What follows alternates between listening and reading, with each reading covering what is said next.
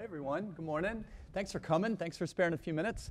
At DonorsChoose.org, we believe in the wisdom of the front lines. We think that if we ask classroom teachers to identify the needs of their students and the projects that will make the biggest difference in their classrooms, that we will unleash smarter, better targeted, more creative micro solutions than what someone might come up with in the ivory tower or in the district central office. And I think these three teachers and the panel today, I think, are going to be a manifestation of the wisdom of the front lines.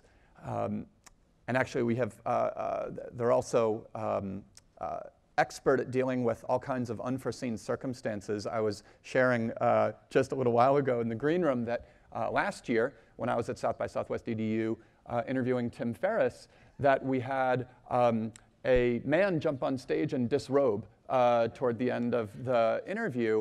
And two of our teachers here were so nonplussed because they were like, I had a student disrobe and run across the hallway. And that happened on 2 occasions just within the last week. So could not ask for a more adept group of panelists. So a year ago, DonorsChoose.org was able to open to Head Start teachers. Prior to that, we had not been open to those educators. And at the same time that we were opening to Head Start teachers, Omidyar Network was creating a strategy based on early learning. It was kind of the first time that they were focusing on US schools as a priority area, and early learning was a key strategy. Now, Omidyar Network is the organization responsible for DonorsChoose.org being open to all the public schools in America. It was in 2007 where we were still operating largely out of my classroom with the help of my students, and Omidyar Network enabled us to go national. So it felt kind of like an alignment of the stars and a reason to rejoin forces. When we had expanded to Head Start, Omidyar Network had chosen early learning in US schools as a major priority area. We rejoined forces wanting to get teachers not just to tell us about the needs of their classrooms, but wanting to push teachers to come up with their most creative, most brilliant ideas around a particular theme. And we surveyed our teachers to establish what that theme ought to be. And the most salient theme, perhaps not surprisingly, was technology. 93% of the early childhood teachers whom we surveyed said that they wanted to use technology in the classroom, and 60% said that they wanted to innovate around it and come up with new ways of using technology. So with Omidyar Network, we launched an innovation challenge to get from early childhood teachers on the front lines their very best ideas for using technology to power learning. Stage 1 was this open call for teachers' best ideas. Public school teachers across the country in early learning grades created almost 1,000 projects, and we wanted to identify the 5 most innovative of those projects, which we did using our teacher community and a whole group of people. Dawn and Tina were 2 of those 5 winners out of 1,000 projects. Stage 2 was inviting teachers to replicate those winning concepts, and Jackie is a poster participant in that effort. So I'm just super excited to be in conversation with each of them, and again, grateful to you for joining us. So rather than ask you to describe your classrooms or your schools overall, tell us about 2 of the students in your classroom. Dawn, let's start with you. Dawn is an Austin native, so tell us about 2 of the students in your classroom. I have a wide variety because I have a full inclusion classroom, and I have students who are currently reading, and socially they are very typical of 4- and 5-year-olds. But I also have a student who recently came. He's just working on cause and effect. He's nonverbal. He has a lot of behaviors that were self-injurious behaviors that we're working with. And so I have to be able to bring those needs of those students who are at that level to also be able to work with the students who are reading. I have a student who's on 1st grade level and came to me hyperlexic, and they were able to read when they came to me. What's hyperlexic? Hyperlexic, he just naturally catches on to those patterns of words, and he can read just about anything he has in front of him, very large words. The comprehension isn't always there. Yeah. And so then we have to show that just because he can read all these large words doesn't necessarily mean he's truly reading, and we have to bridge those two areas. Got it. So the word for that is hyperlexic? Yes. Okay, awesome. That's a cool word. I'm going to flex now. So just to confirm, so you have a student who is nonverbal, and you have a student who is hyperlexic in the same classroom. Yes. That's incredible. Tell us about two of your students, Jackie. The program I work in is a grant-funded program, so we take at-risk children in our district, and we provide them with 4-year-old preschool that is quality. So I have many students who come from different levels.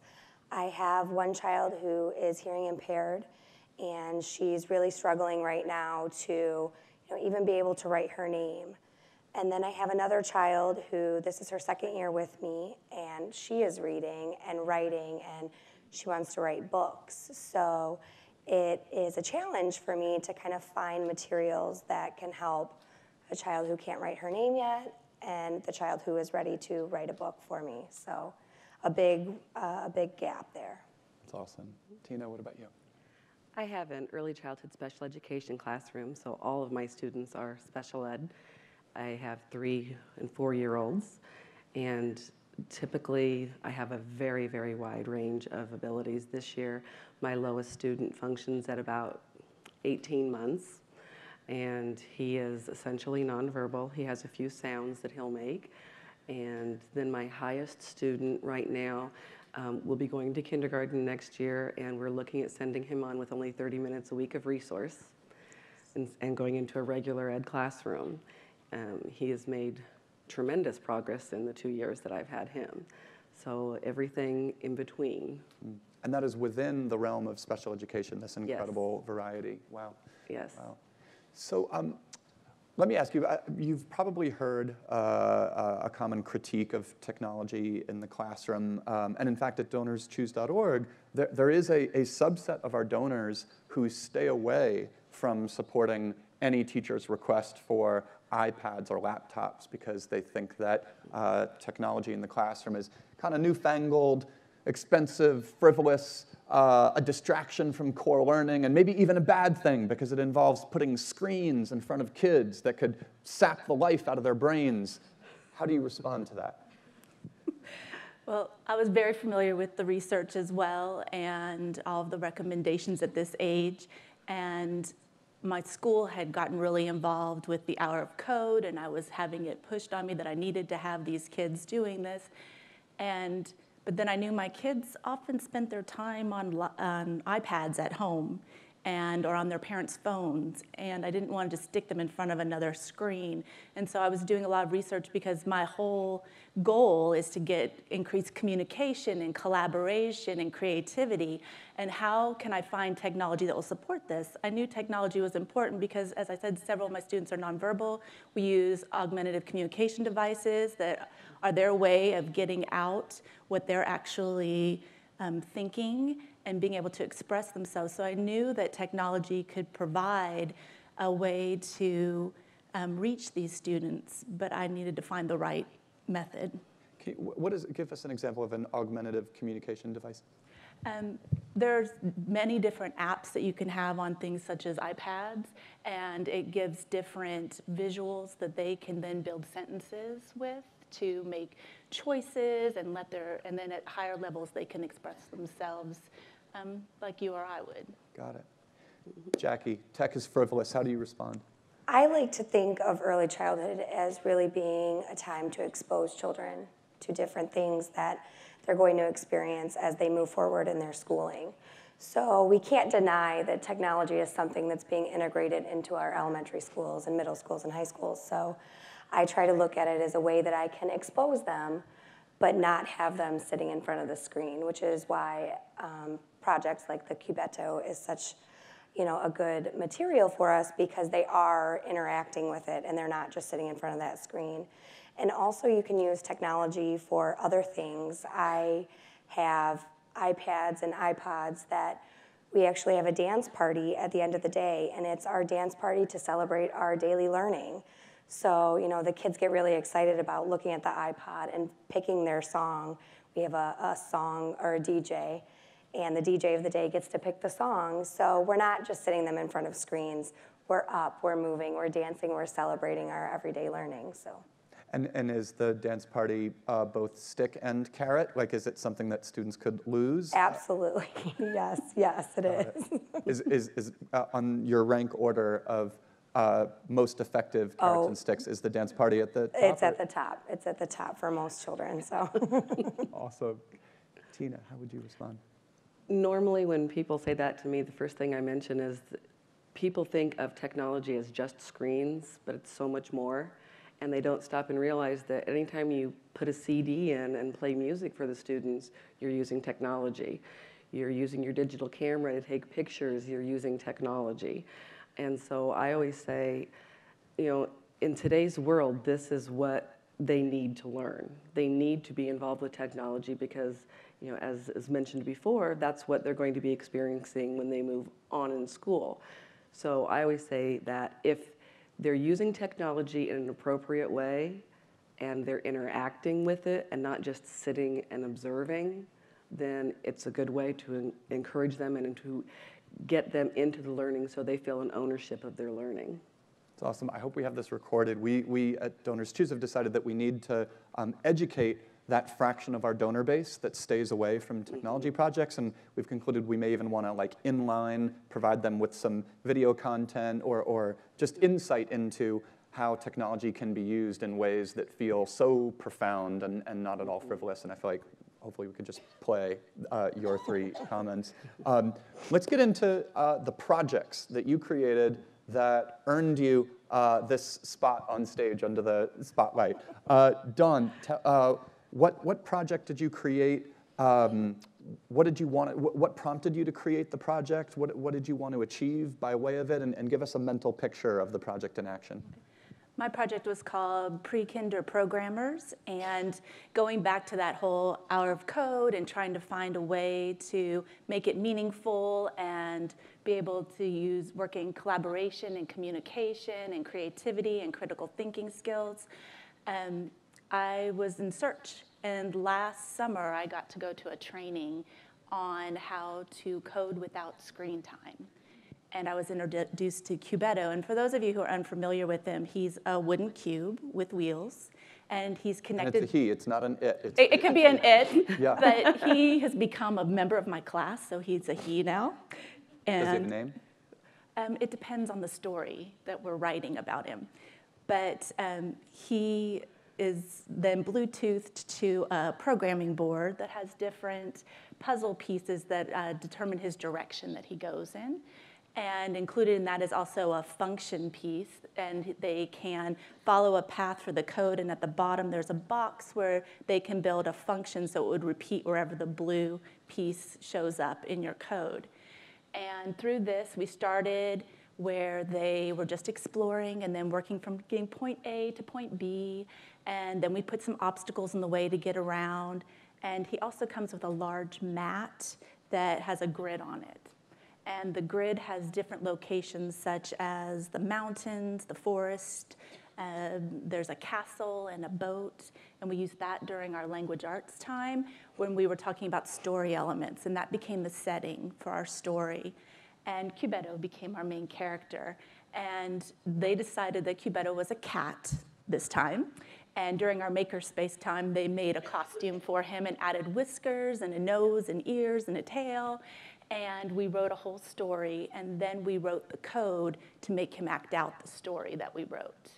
And so that we worked with a small team of students together. I'm hoping to bring it then to a larger group after spring break and have more adventures for Cubeto in our class. That's so cool. That's so cool. In addition to hyperlexic, another phrase I'm going to remember from you is this concept of coding without screen time. Was that a goal of yours because pedagogically you want to avoid kids in front of screens, or was that because you don't have a laptop for every student and it would be logistically impossible to code with screens? It's a combination of both of those. I get the hand-me-down computers from the classroom, and often I'm the place where our technology specialist says the computers come to die. I went through 10 that were lifted out of my room for end of life last year. And then you have to start all over again, pairing them with your printer. So that was a struggle for the coding, but I also know that they spend a lot of time in front of a screen, and my real goal was to get them to be able to communicate and work with each other, because social skills are very important in the pre-K classroom. And so taking the screen away and getting them to collaborate on this. It also, I have 2 students who have pretty severe visual impairments, and they were able to feel those pieces to know what direction they were going in, and then be able to place them so they could contribute as well to the code. Wow. So this was a technology project to avoid students looking at a screen. It's Yes. kind of like Meetup, using the internet to get people off the internet. Jackie, this is perfect sequencing, because you were part of the replication stage of the Innovation Challenge, where we were able to identify the 5 winners and then invite teachers to replicate, adapt, iterate on one of those winning ideas. Tell us about your Cubeto project. What were you looking to achieve? How did your students use it? So I had been to conferences before about adding STEM into my classroom. And I got the science, I got the math, I got the engineering, but I was really looking for that T piece. I was looking for that technology piece. And a large chunk of my day is children's choice time. So they get to freely explore whatever I put out for them. So I was looking for some materials that were technology-based, but they could still explore freely on their own without me having to sit there and direct them or teach them how to do it. So when I saw Donors Choose was looking for this replication, I kind of looked and I was like, Cubeto is the perfect option for me, because after you show them how to use it, I can put it out, and it's a free choice now. They can take Cubeto out whenever they'd like and play with him, program him. My children right now are very into art or building. I have 2 groups. And so we've kind of explored Cubeto in both areas. We have gotten out large blueprints, and Cubeto is being programmed to move on the blueprints to different areas. So that's kind of my building aspect. And then just last week, my art group of children have decided they wanted to add markers to Cubeto. So we've put markers on his ends, and they program him, and we put him on a big piece of paper, and then he moves around and he makes all these designs. So the kids were fascinated about, how can I make it make a circle, or how can I make different shapes on the paper? So it was the perfect option for me to kind of get that technology piece in, but still be open-ended for my students. You mentioned free choice. What are some of the other options in free choice? My entire room is open, so they can build with blocks, they can go to the little house area and do some dramatic play. We have a writing center, they can write. We have clipboards that they can take all over. There's art. So it's definitely whatever they choose to explore. But like I said, I have a lot of art kids and a lot of building kids this year. So those are the 2 big areas of my classroom that they really focus on. That's really cool. Tina, tell us about your project, not for Cubeto. Yes, mine was different. Mine was, the title of mine was Making Learning Come Alive, and it was using the Learning Alive Studio. And this is a program for augmented reality for kids. And this kind of goes back to using the screens because they're watching it. But having said that, it's something completely different than what they're used to seeing. It covers both language arts and math. It's for pre-K to 3rd grade. For my kids, it's animal related, and that is enough. When you're working with special needs kids, you have to try to find something that's going to get them engaged, so that then you can play on that to get the learning to take place. And the perfect example of this is with the letters. There's a letter card. You hold up the letter, the kids can see what the letter is, you can talk about the letter. But most kids with autism, or some other kids with disabilities, they're not going to be interested in that, just holding up letters. So with this, you put it into the document, under the document reader, and on the screen, instead of seeing the letter, they see an animal that represents that letter. So B is Brody Bear. So they see a 3D bear that moves and makes sounds. And the first time I did this, I have 3 students that are on the autism spectrum that it's very, very difficult to get any of them engaged. The first time I got this out, they all instantly stopped what they were doing, turned and looked, and sat there. And now, as soon as they see me getting it out, they immediately stop what they're doing and come over and sit down, which is huge. And then what we do with this is not only can they learn the letter and the letter sound and an animal that relates to it, then you can also make sentences with it. So I can make a sentence that says, the bear is big and the bear gets bigger. The bear is little and he gets little. And I can pick up the card and rotate it, and so they can see different angles of the bear. I can make him make the sound again that he makes. I can say the bear can eat, and it will show the bear eating. And then there are other questions for what the bear can do. And my higher functioning kids will say, can he fly? And I say, well, I don't know. Do you think a bear can fly? And we'll discuss whether or not we think a bear can fly. And then we put it under there, and we write the sentence, the bear can fly, and the bear will shake his head no, because he can't fly. So every time I make a sentence, if it like fly, swim, jump, play, all these different verbs that I can use, the bear or any of the animals will either shake their head no, shake their head yes, or they'll actually do the action. If I say the frog can swim, the frog all of a sudden appears on a lily pad, he jumps off the lily pad, and it shows him swimming. So my kids get very interested in that. I can also have it change colors. Even though it's not typically a color that animal would become, I can say the bear is red, and the bear becomes red. So I can work on color recognition with my students as well. So I'm working on letters, I'm working on verbs and actions. A lot of times we will imitate the action the animal is doing, or not doing if it's something they can't do. So I'm using auditory, visual, the kinesthetic, the movement, and so I'm incorporating all of this into the learning so they're not just watching it on the screen.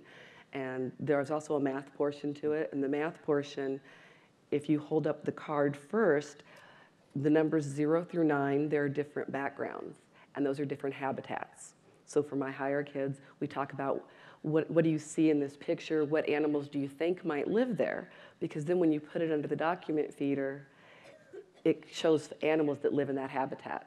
And I can switch off of it and go to something else, come back, and it might be a different animal. So they can see different animals that live in that habitat. And I always try to generalize any of the learning that we do with this out into other areas of our classroom. So we might go build a habitat in our science area or in our building area for some of the animals we've learned about. We'll bring books, just all sorts of different things. And the nice thing that I've seen, besides the fact that my lower kids are now attending and actually sitting, all of my kids, the lower kids included, are starting to generalize it into other areas. One of my low kids the other day was doing an alphabet puzzle, and he picked up one of the letters and he brought it over to where all of this is stored in our little zoo box and put it on there and went duh, duh for the dolphin, because he wanted me to get the dolphin out. And so that was huge for him. And then I've had other kids that, even when we're looking at books, will say, hey, that's the letter B, like bear, like Brody Bear.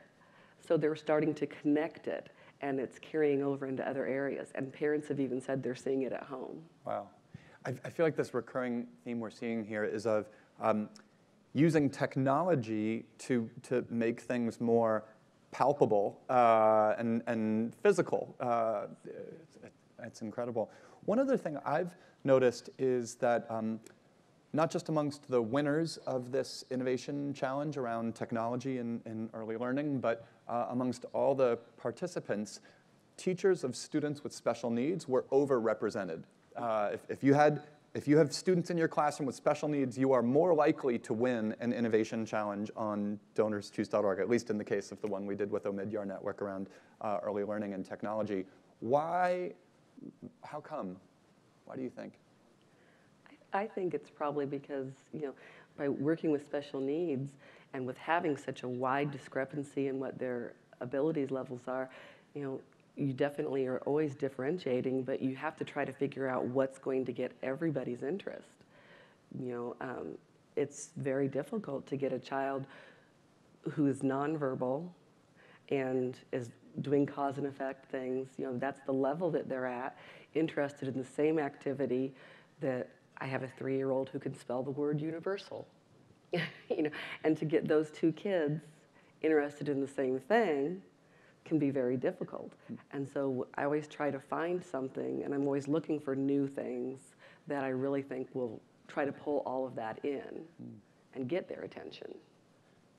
Dawn, I know you teach in an inclusion classroom, right? Is it 50-50 special needs It ends up regular? being about 40% special needs, 50%, or the other 60% typically developing. And I find it's a great way to build community using technology because we can bridge all of those and differentiate. And a lot of my typically developing students are like, wow, I didn't know that he could do that or she could do that. And they have been able to find ways where they actually go to the child who comes for special ed services and go, how did you do that? And so it gives everybody a place where they belong within that community, and it makes it less segregated when we're working with technology. Yeah. Jackie, I know you have a couple students in your class. I do, yeah. I have about 4 right now who are special ed. So I feel like we spend our days being very specific on our goals and what we want our children to learn. So when it comes to writing a project, we're very specific. We know, what we want out of it. And I think that's actually really interesting. Are you suggesting that the IEP, individual education plan process, actually makes special needs teachers even more goal-oriented and kind of quantitative, just because they have to be? Yeah, I mean, that's how our brains work. We're constantly thinking about the goals. And so when it comes to sitting down and writing a project, it might come a little easier to us because we're doing it on a daily basis.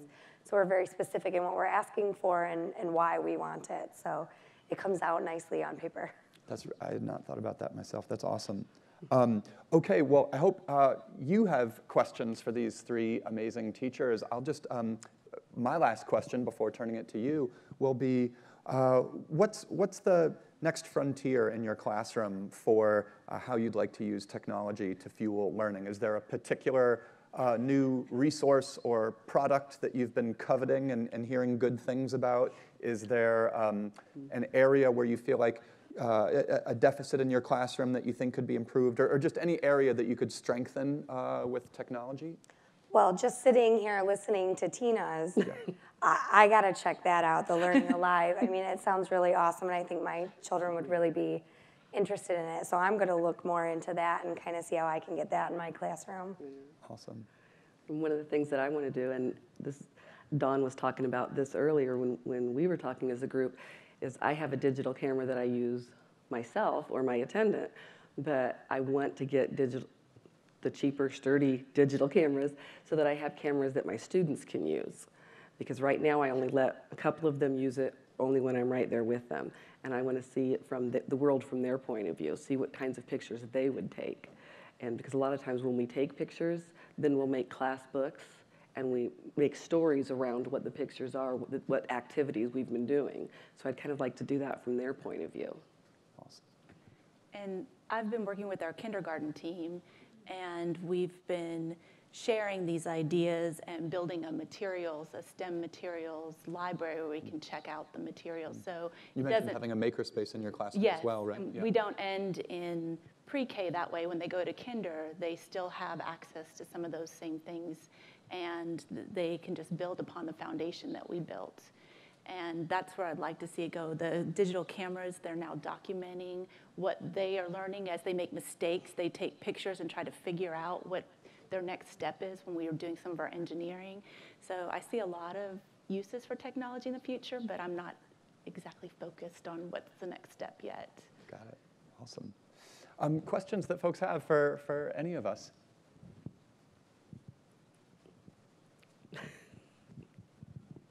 Always wait for the brave person to be the first to ask a question. There you go. Yes, please. Oh, thank you. Yes. Hi, thanks so much for your insight already. My name's Nathan Ock. I work for the Utah State Board of Education. currently, I taught for 12 years in an alternative school, several separate alternative schools, and I find that a lot of people argue nowadays that inclusion classrooms, there seems to be this kind of binary debate between whether inclusion classrooms are good for all students or whether it's like better to separate students based on ability levels or achievement levels. My personal experience is that having mainstream classrooms benefits all students. And so I'm just interested, as kind of an extension to the question that the panelists just answered, what do you find to be the benefits of including those special needs students in gen ed classrooms to not only those students, but also to the gen ed population? Wow. It's a great question. I've been doing this a little while, and when I first started, it was very separate. And I found that often the students who would come in for a little bit of inclusion time were treated like the mascots of the class. They were just some little pet that was over there. And it broke my heart, and I worked in every school about how to get them more involved. And being able to come down at the early childhood level at the beginning, the adults are the most resistant to it. The students don't really see the differences initially.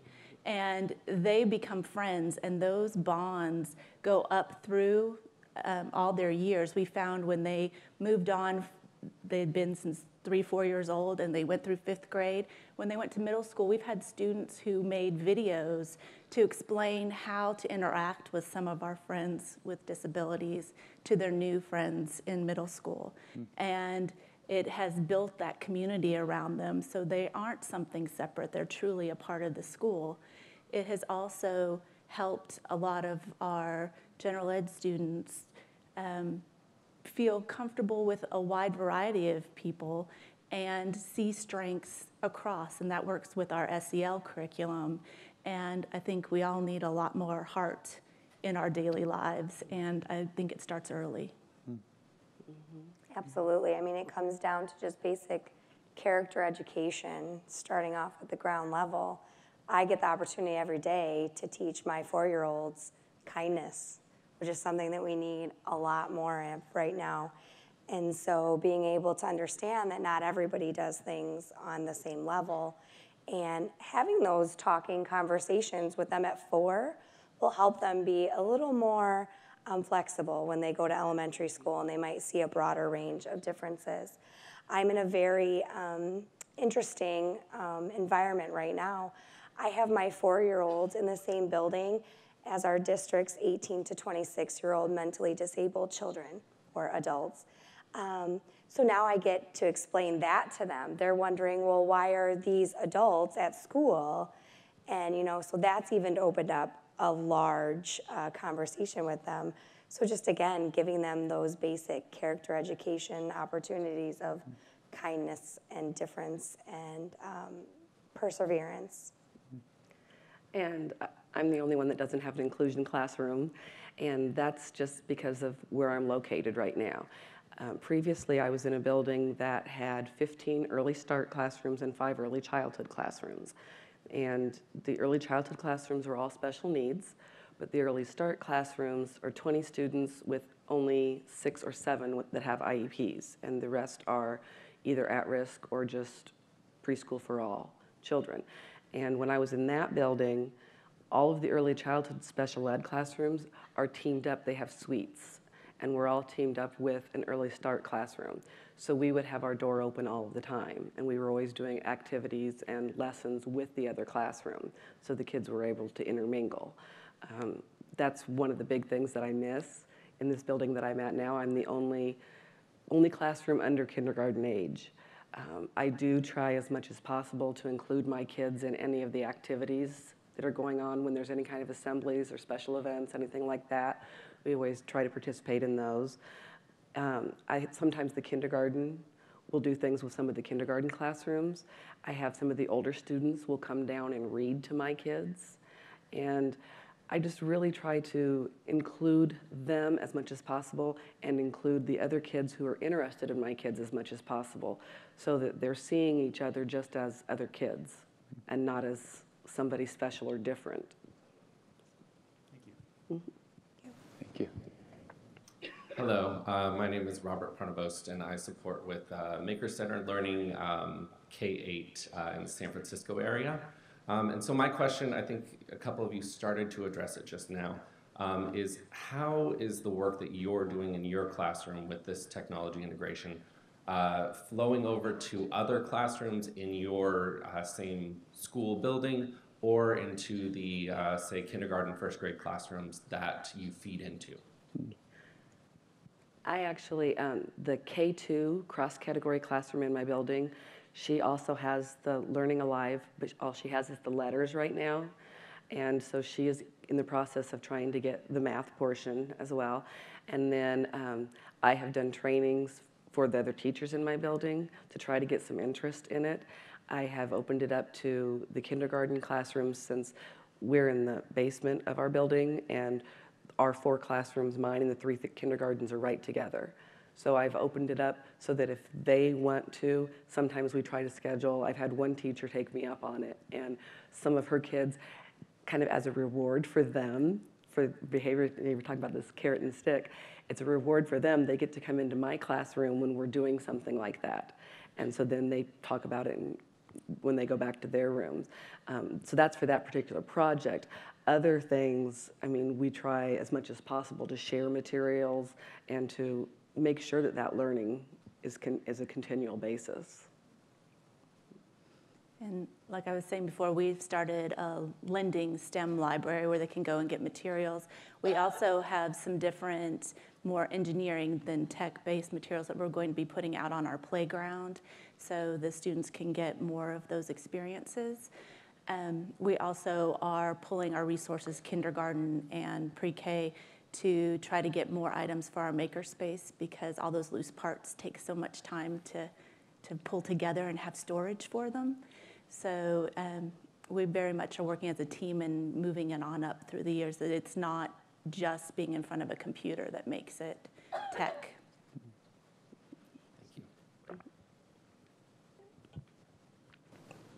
Good morning. My name is Nick Chapman, and I'm speaking from the perspective of a parent of a 3.5-year-old. So how do we get to the point where we bridge the connection between technology at school and technology at home, and what can parents do to help facilitate that? Well, I'm right there with you. I have 2 5-year-olds who are actually in my program right now, so I feel the pain of, at home they want to sit in front of an iPad or the TV. So just giving parents resources. I know that you have talked about sharing YouTube videos, and I do the same thing of just making sure that we're sharing as much as we can with the parents so that they're able to monitor the technology that their children are using at home and kind of matching it up with the same things that we do at school. I do a letter song, and all my families know the YouTube channel that they're on, and so they do them at home as well. And another part is just talking to your families at conferences and talking about how, technology is important, but good technology is what we really want our students to be involved in, not just that screen time. And I think that they need to be present when the students are when their children are using the technology, that it needs to be collaborative, that they need to be a part of it, interactive, that it's not just a babysitter over in the corner for the student. And we also, when we have parents come in for conferences, meet the teacher, all of those things, we have our technology out and let them play with it so they understand what's going on. And we do a lot of documentation and sending videos and photographs out to the family so they're aware of what we're doing. And kind of along the same lines, I have the YouTube channel, and any of the videos that we use in the classroom I have on there. And that includes songs like letter songs and things like that, but it's also movement activities that we do, storybooks. There's sometimes, like if we're studying a particular topic, when we were studying polar animals, we had videos about different polar animals on there. And we try to incorporate all of that so the parents can then have that connection. I also use Scholastic magazines, which those have an online portion as well, and so the parents can do the same things at home that we're doing at school. And another activity that I do a lot in my classroom is we visit archive.org, And that's because a lot of, like I mentioned before, a lot of my kids are very into animals. And so I've told the parents, this is a really great way to get them focused and to talk and ask questions. We'll go to that channel at the end of the day and pull a name out, and that kid gets to pick an animal. And then they get to pick a video. We get to see that live animal. And sometimes we'll Google other information because they want to know, well, why does this animal do this? Or why does this animal do that? And it can lead to other activities. And so I always encourage parents that, like she said, the collaboration. You make sure the parents are involved with it, but that have that collaboration so that you can extend that learning beyond the technology piece. I'll just mention a quick observation. In the green room, I asked these three amazing teachers what applications, what software applications they use to stay in touch with parents. And I was expecting to hear EdTech platforms. And instead, they said that their school districts urge them to use Twitter to interact directly with parents, to create YouTube channels, to have a Facebook presence. It was just really interesting. It seemed like the effective advice for teachers to engage parents was to use the applications that parents are already using and know how to use, rather than teach them to learn something brand new, even if that brand new thing is specific to education. Your questions? Hi, my name is Dennis Tarwood. I'm curious if you're using technology to differentiate at this grade level, and if you are, how? I have a couple of different apps that I use with my students, and like one in particular is one that I can use that I can say how many questions I want them to ask, what things. It's kind of a matching thing for the kids to identify, but I can say I want it to be only colors, or I can want it to be colors or shapes or letters or words or pictures, and I can talk about whether I want them to identify it or whether I want them to have to match things together. So there's a lot of different levels to it. And there's also a section where it can be just strictly cause and effect. If they touch the right picture, something will happen. If they touch the wrong picture, nothing happens. So I'm able to use the same apps for the kids with lots of different levels. And my differentiation comes mainly from the questions and the prompts I'm giving the students. So we can use the same materials, but for instance, if we're using Cubeto, I may ask the student who's doing color identification to find the red piece to put into the puzzle. And we're working on put in and red. But the others, I may give a more challenging problem, critical thinking of how to move him from one spot to the other. What would be the next part in the code? And so we can use a wide variety that way.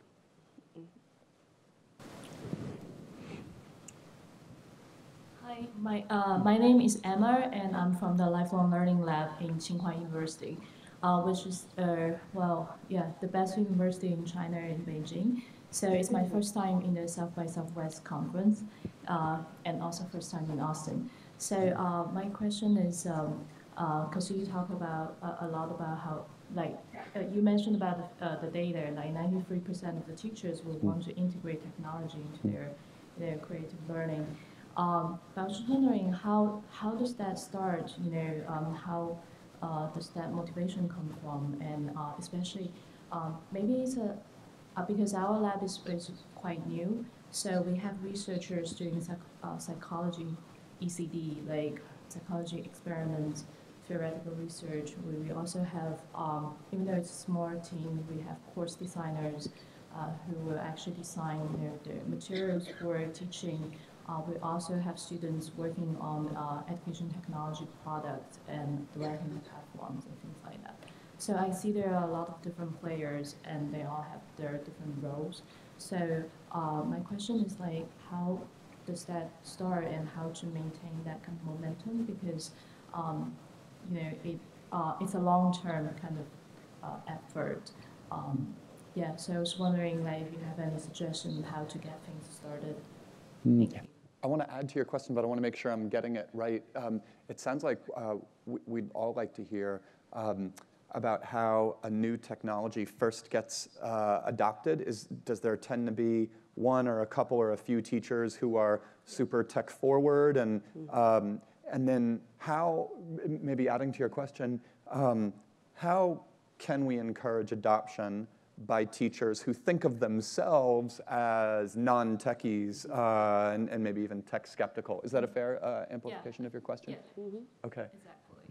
I think it definitely is those one or two teachers who you know are always checking out the latest things and asking for, you know, the latest technology. So as teachers, we're talking all the time, and word of mouth has been a big thing. I am the person that everybody goes to kind of learn what's new. So when I use it, once they see it in the classroom being used by 4-year-olds, they're like, ah, yeah, now it makes sense. And even for me, I would have probably never picked these materials if I hadn't seen Dawn's project and read about it and kind of saw how she used it. So definitely just getting the word out there. I go to conferences and learn about things that way. So just trying to read up on things and learn about what is new in technology is important. And it also helps to have a district that is kind of backing you. My district is one of those districts that is really pushing technology. So, you know, they trickle down some activities that I can kind of adapt for early childhood in my classrooms. I agree. I think having that mentorship, having those people who are on more the edge and bringing that into the classroom and then being able to go in and see how they use it, having that time to see it in action helps bring down those walls. We had some resistance at my school. In fact, I admit I was one of the resistant ones because I saw students and I thought of just being in front of a computer screen. And I'm working on being social and being able to interact and on communication. I didn't see any of that going on. And being able to go to some trainings and work with other educators and see what was out there, it made me a believer. Finding the right materials. Yes, the right materials. It's all about that.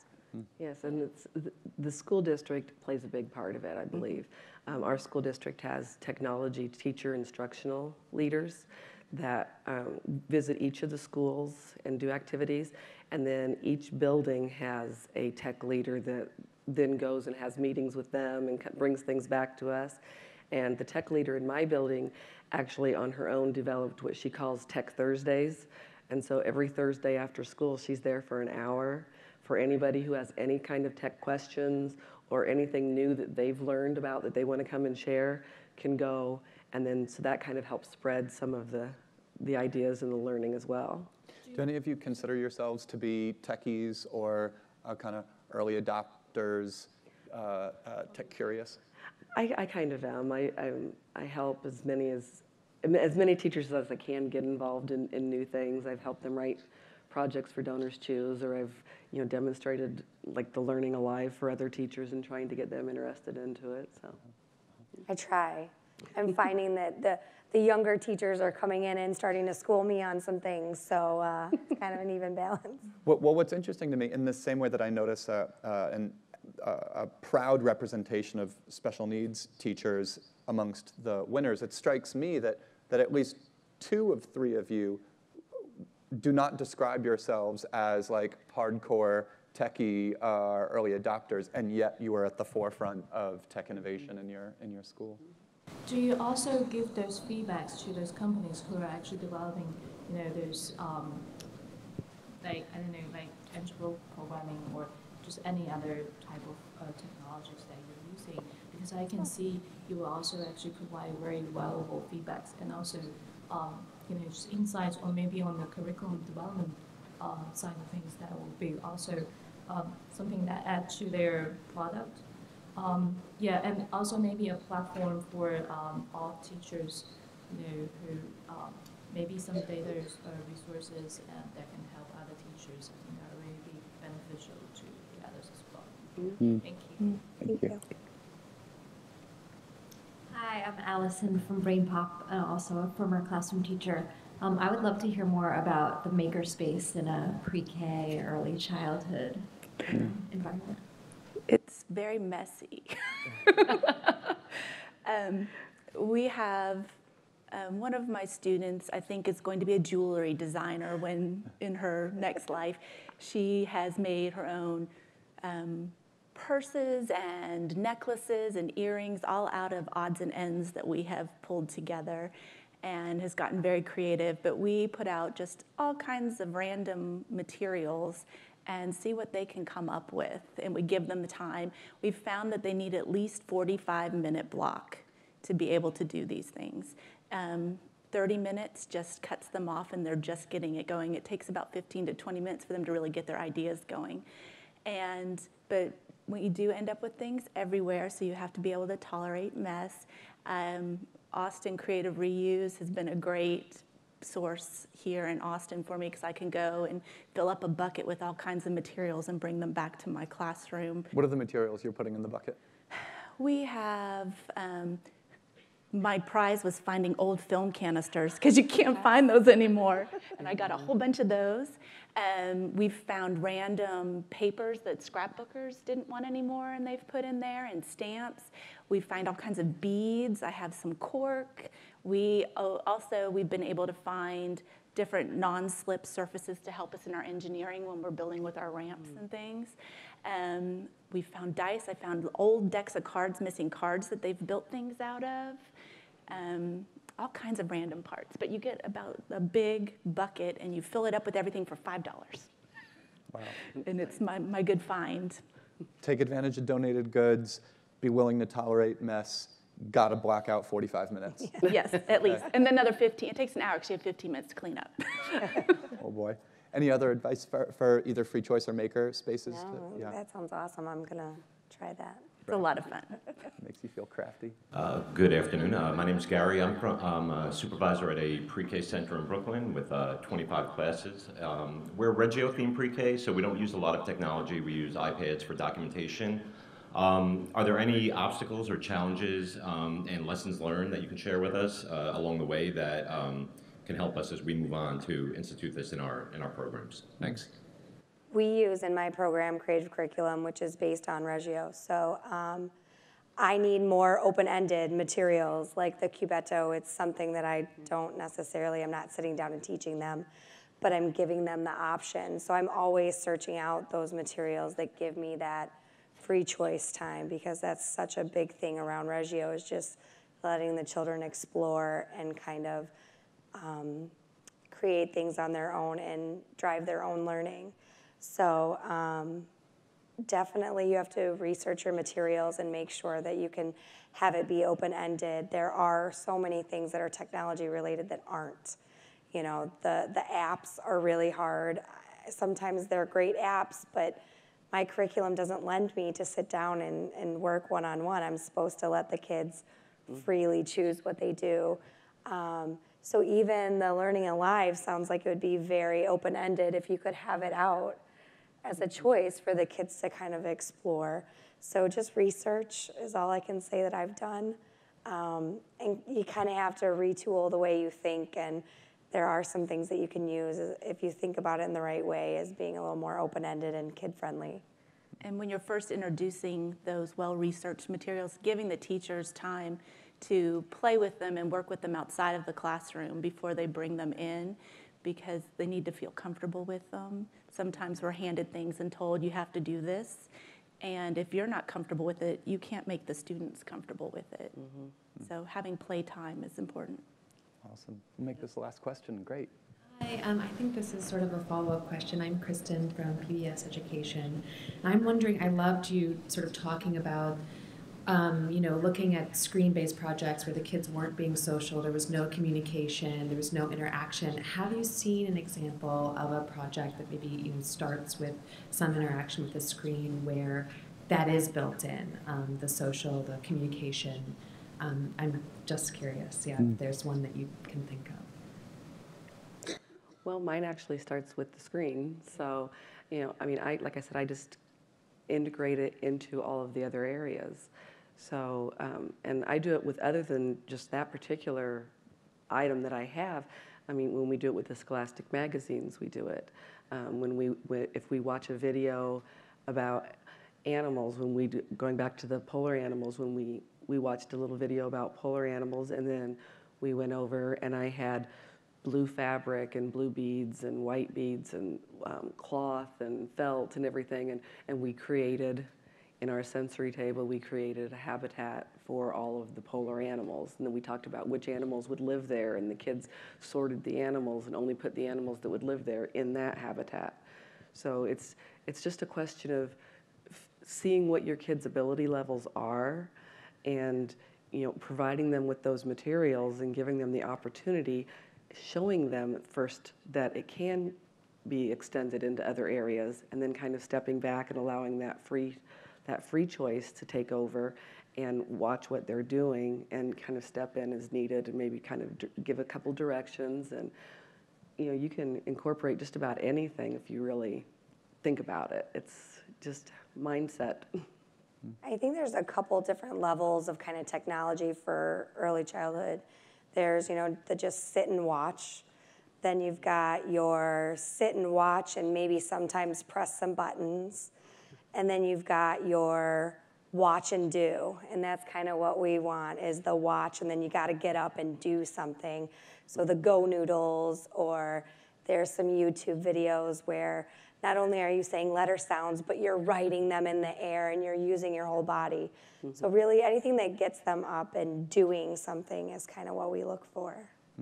I really like that hierarchy: watch and sit, watch and press some buttons, watch and do.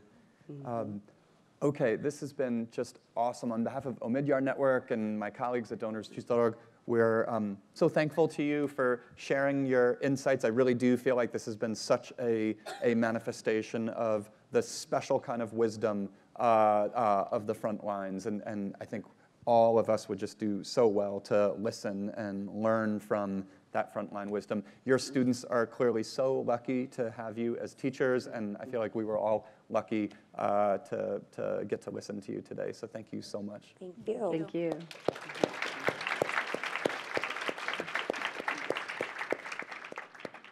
Thanks all.